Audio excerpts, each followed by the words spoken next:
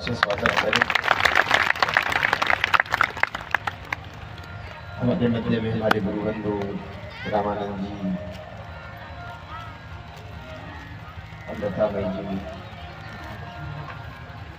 हमारे बड़े परिवार यश बंधु लिंगेश्वर गर्ज साहब, विश्वानी बुल्लाने काका, दूर दराज से आए हुए सभी अतिथिगण, अब अपना समय निकाल कर आज पंचम दिवस और आज आपको एक विशेष बात, रामदास नवमी, समर्थ रामदास जो शिवाजी महाराज के गुरु रहे, उनको भी एक बार नमन करते हुए और एक सौभाग्य, सीता जयंती, सीता नवमी है, इसलिए सीता जयंती की भी मुझे आज यहाँ कर पता लगा कि पंडित जी महाराज ने कहा कि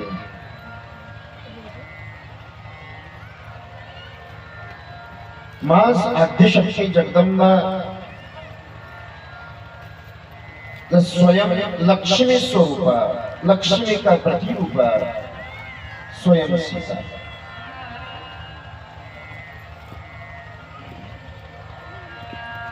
लेकिन मनुष्य अहंकार में आकर पता नहीं उस अहंकार युक्त कर्म में अपने आप को क्या मानता है। ऐसा लगता है कि दुनिया में ही चलाता हूं या सब कुछ मैंने ही किया है।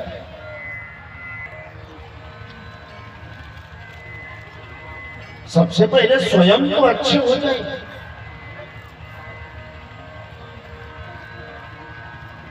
स्वयं की विवेक बुद्धि युक्त मनोभाव के साथ में तो रहे।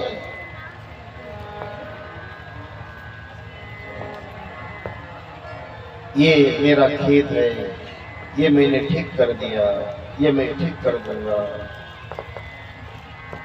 या मेरी मकान है, मेरा पति है, मेरी पत्नी है। लेकिन कभी आप कह सकते हो कि मेरे परमात्मा है?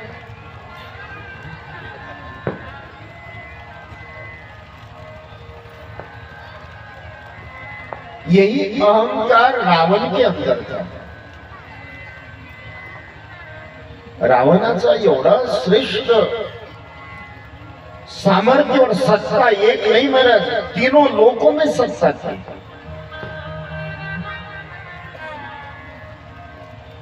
और वो जब चलता था तो पृथ्वी हिलने लगती थी। ऐसा रावण। आप लोग पूजा में बैठते समय मक्खी बैठ जाए, मच्छर बैठ जाए तो एकाग्रता टूट जाती है।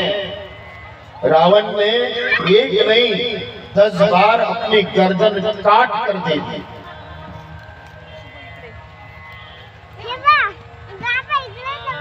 क्यों? शिव प्रसन्न हो।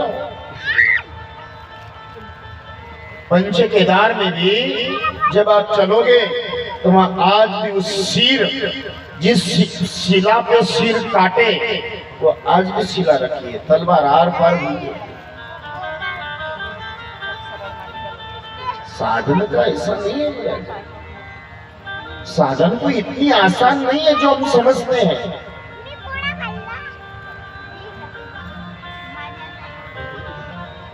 और रावण एक नहीं, रावण की 70,000 पत्नियां थी। विश्व के, ब्रह्मांड के सर्वश्रेष्ठ सुंदरी।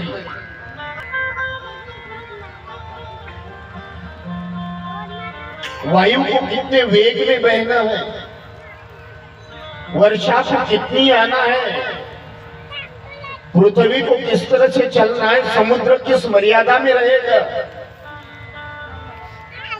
इंद्र, चंद्र, अग्नि, वायु, आकाश, सारे ब्रह्मांड के देवताओं का आधिपत्य महाराज रावण के पास में था।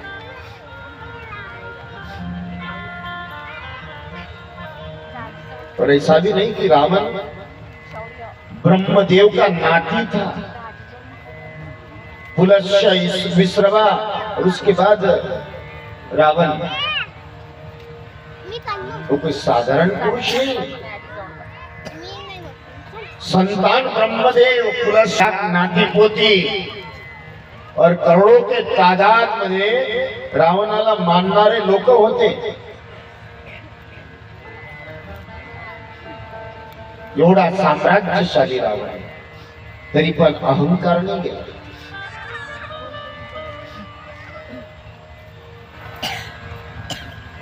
देवाला अहंकार बिलकुल स्वीकार्य नाही आहे महाराज. देव म्हणतात सहज राहा, संत हृदय. बाबा तुलसी सांगते अगर देवाला प्रसन्न और देवाचा आशीर्वाद कोणाला भेटतोय तो तुलसी बाबा सांगतात संत हृदय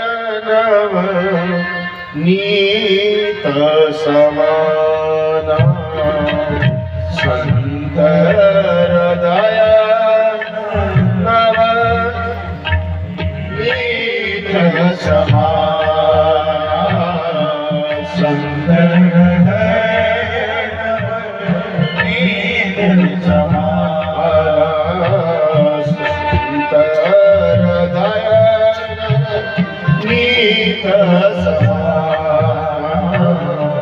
संत हृदय समाना. संत हृदय नीत समाना. क्या सहज सत्य है, निर्मल है, पवित्र है, निस्वार्थता है, निर्द्वंद्वता है, प्रतिशोधता नहीं, प्रतिद्वंदिता नहीं, कोई राग नहीं, कोई द्वेष नहीं. संत. लेकिन जो अहंकार है ये असुर युक्त स्वभाव बताया है. जो दैव गुण युक्त है वह सहजता है. अद्वेष्टा सर्वभूतानां मरो मैत्र करुणे वच. निर्मोह निरंकार. क्या कहा? निर्मोह निरंअहंकार. ज्यांच्या हृदयातली अहंकार नाही है तो संत दैव गुण युक्त है. ज्यांच्या हृदयात अहंकार है वो असुर युक्त का है. ज्यांच्या स्वभावात, आचरणात, व्यवहारात यही रावण था. अब रावण पूरे तीनों लोक में, मुझे लगता है निखिल को बताना पड़ेगा कभी भविष्य में, कभी कभी हो सकता हो दक्षेश्वर महादेव का रामायण सुनाया जाएगा. शिव तो है, अगर रावण की साम्राज्य साधना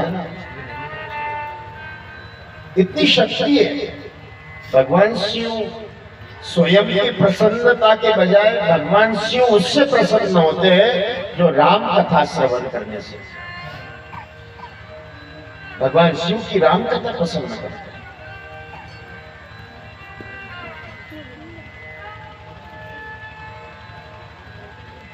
चलो स्पर्श करते हुए चलूंगा, समय अपने साथ में नहीं. मुझे आगे भी दक्ष और शिवपुराण की भी कथा, लेकिन आज सीता नवमी है तो सीता जन्म की कथा आपको बताना जरूरी है. ज्यादा लंबा नहीं खींचूंगा. अब कई कई विषय मस्तिष्क में ऐसे आते हैं कि आपके सामने क्या क्या रखो. 3 नगरियों का वर्णन आता है. सात्विक नगरी ये जनक जी की आती है. राजसी नगरी ये अयोध्या का वर्णन आता है. और तामसिक नगरी ये श्रीलंका का रावण का वर्णन आता है. ये त्रिगुणात्मक नगरियों का वर्णन आता है. जनक जी महाराज के नगरी, एक एक नगरियों का वर्णन करूं खाली एक एक जनक जी की, महाराज 2 दिन चाहिए. वहां के पशु पक्षी भी शास्त्रार्थ करते हैं, एक नहीं. और ये जो सीता के पिता थे ये 45वें जनक थे. जैसे अपने देश में कोई भी व्यक्ति बैठा उसको प्रधानमंत्री कहा जाता है, इसी तरह से जनकपुर का राजा कोई भी व्यक्ति उसको जनक ही कहा जाता है. मिथिला।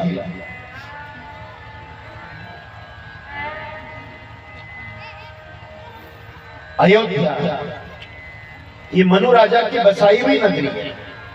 राजा मनु पृथ्वी में सबसे पहले कोई नगर अगर बसाया गया है तो वो अयोध्या का है।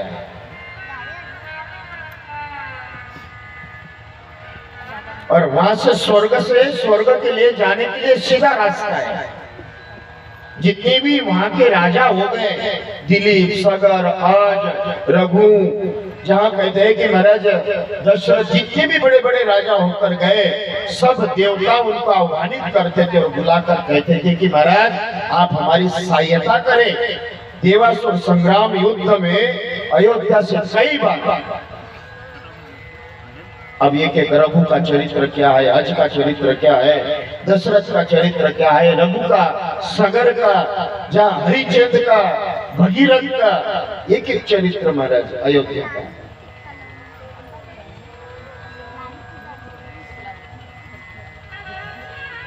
ये राजसी नगरी कही, जो अर्थ उपार्जन युक्त मानसिकता, उस आर्थिक मानसिकता का स्वार्थ कैकेयी के मन में उत्पन्न होने के कारण उस नगरी को राजसी गुण कहता है हमारा वेद शास्त्र, संत साहित्य।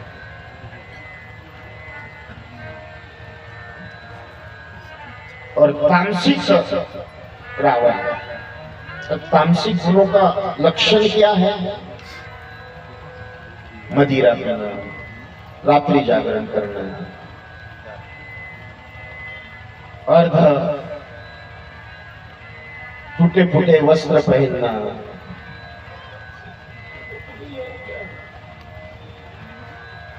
हमने पहले सुना था कि फटे हुए कपड़े भिखारी पहनते थे। आजकल बड़े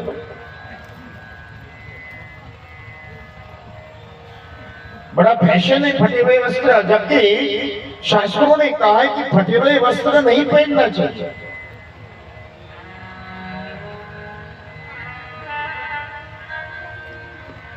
अर्धनग्नता ये रावण की अति कामायुक्त मानसिकता, ये श्रीलंका का वर्णन आता है।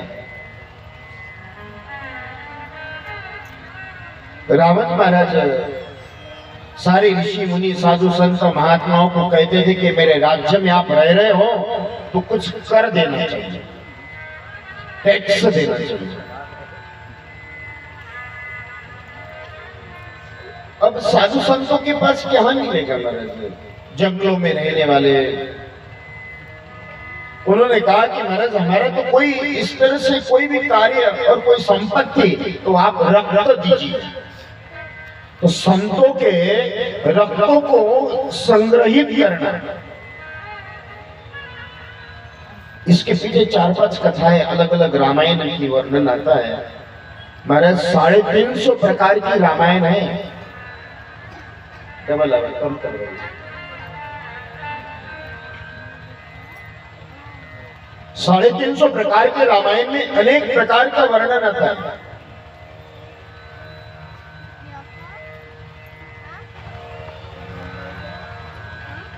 कहते हैं कि जब मटकों में रक्त भरा जाता था,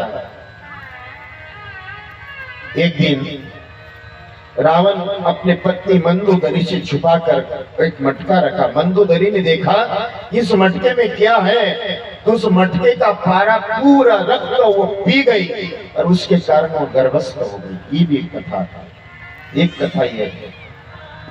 दूसरी कथा कहते हैं रावण राजा जनक के नगरी से, साम्राज्य से बहुत द्वेष रखते थे।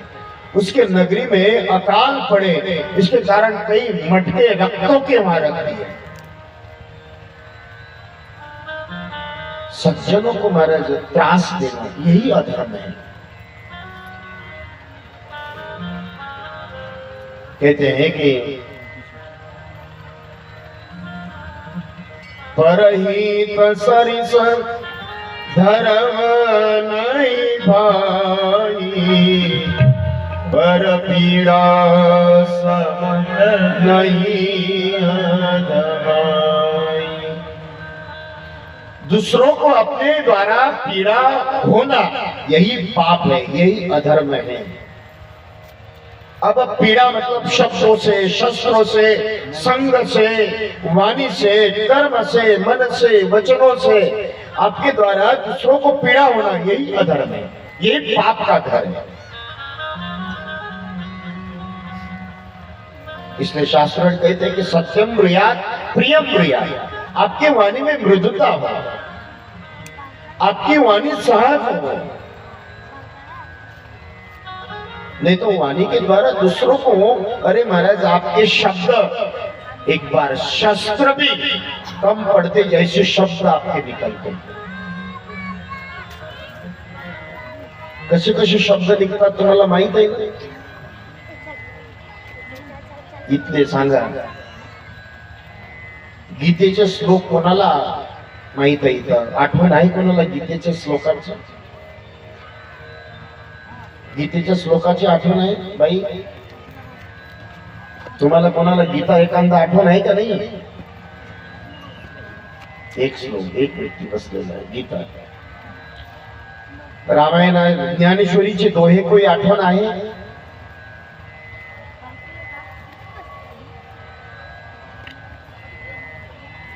आपल्या विदर्भाच्या शिव्या आठवण आहे?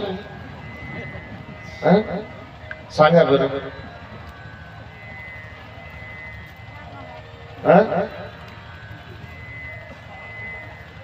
सांगा सांगा. रोज सकाळी उठल्यापासून जो शिव्यारूपी मंत्र तोंडातून निघतात रात्री झोपेपर्यंत, जीवनात की त्याची जरूरत नहीं है. जिसकी आपके जीवन में उपयोगिता है वो आप करते नहीं हो, जो करना चाहिए वो करते हो.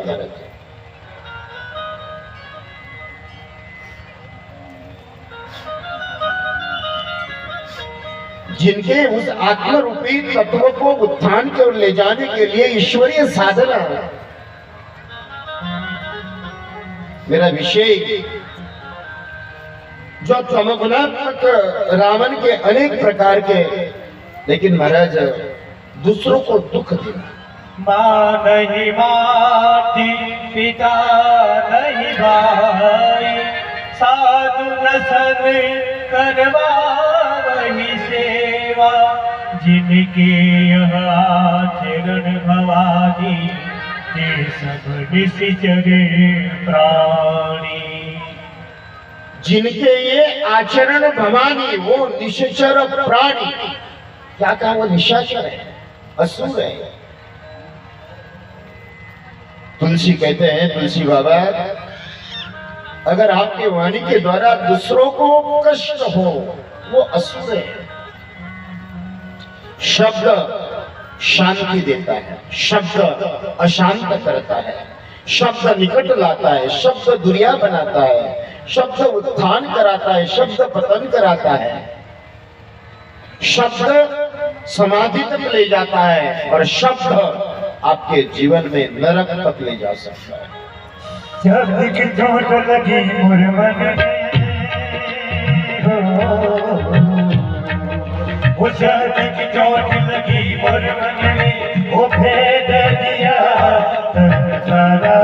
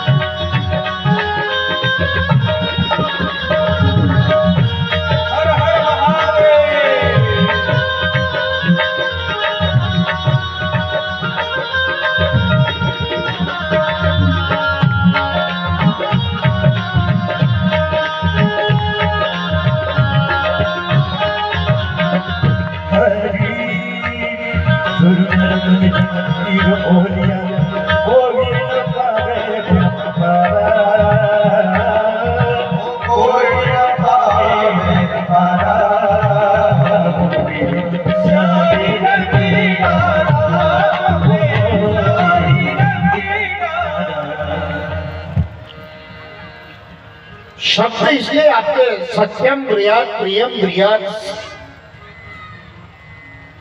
अगर आप दूसरों को लज्जित करना चाहते हो, अपमानित करना चाहते हो, प्रताड़ित करना चाहते हो, परेशान करना चाहते हो, ये अधर्म है।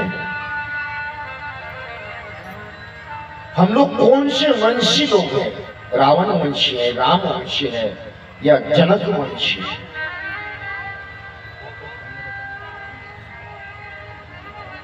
रावण के द्वारा राजा जनक के राज्य में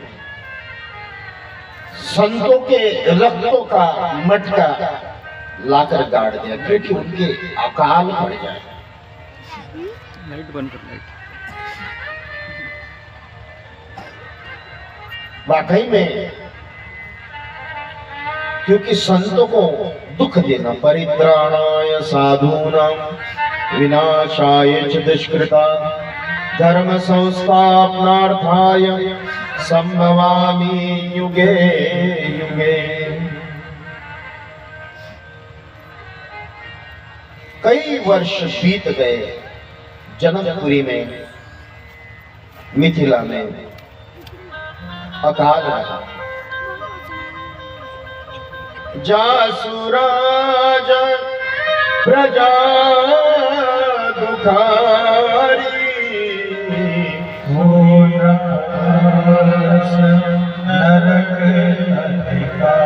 सो राजा रौरा नरक अधिकारी।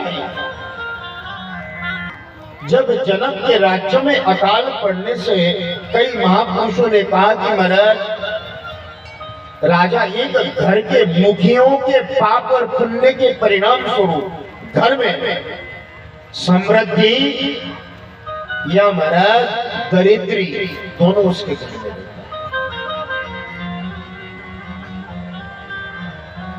घर के मुखिया, मोहल्ले का मुखिया, गांव का मुखिया, तहसील का, जिले का, प्रदेश का, देश का, उस मुखियों का बड़ा विस्तार से वर्णन है महाराज। समाज के पापों का कहा जाता है, राजा ने केवल पाप कहा चले जाते हैं। अब उतना विस्तार नहीं बताओ, बहुत लंबा विस्तार है।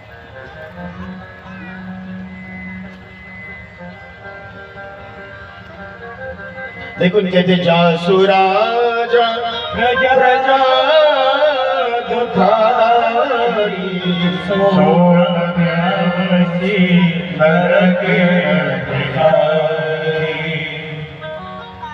अगर राजा अपने जनता की चिंता नहीं करता है तो वह नरकगामी बताया है। अगर जिसके राज्य में जनता दुखी है, जनक जी महाराज ने सभी साधु संत महापुरुषों को बुलाकर कहा कि मेरे राज्य में अंत में क्यों अकाल है? तो उन्होंने कहा कि महाराज, घर का मुखिया, राज्य का मुखिया सोने का हल बनाकर अगर रात्रि के मध्य में हल चला दे तो उसमें अकाल समाप्त हो जाएगा। राजा जनक सोने का हल मतलब अपने मराठी में नागर, और नागराचा जो अग्रभाग रहता है संस्कृत मध्ये त्याला शीत म्हणतात।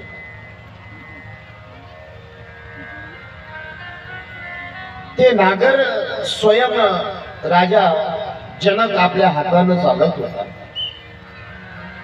चालता चालता अचानक एका जागेवर बैल थांबले आणि जो शीत, जिस जगह पे जो नागराचा अग्रभाग, त्याला क्या म्हणते उसको, नागर का अग्रभाग को काय म्हणतात त्याला मराठीत? नागर राहतो ना, नागर तर माहिती आहे का नाही? फाल, संस्कृत मध्ये त्या फालाला शीत म्हणतात।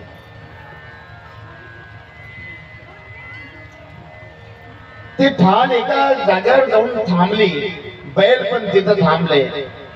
तो पाहिलं एक काही ना काही इतना मोठा संदूक, और संदूक देखते ही महाराज वो संदूक जैसे ही निकाला और खोलते ही वह छोटी सी कन्या वो शीत से निर्माण करने के कारण उसी का नाम सीता मैया रख दिया हमारा सीता मैया की जय। ऐसे सीता के जन्म की कथा कई रामायणों में कहते हैं कि जब गर्भस्थ मंदोदरी रावण ने हुंकार से गर्भ गिर गया, वो गर्भ ही जनकपुरी में लाकर रख दिया।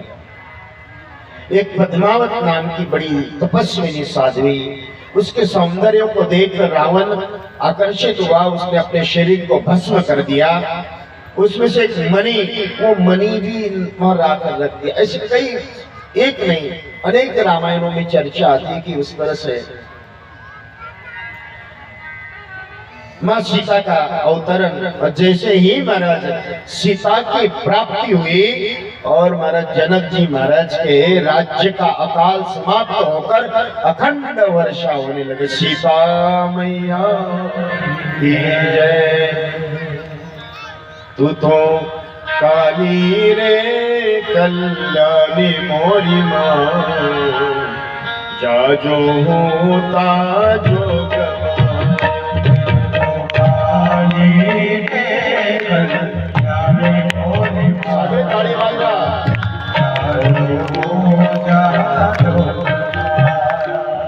तो शंकर घेर पट रानी मोरी माँ, शंकर घेर पट रानी मोरी माँ, तो शंकर घेर पट रानी मोरी माँ, तो शंकर घेर पट रानी मोरी माँ, जा जो होता जो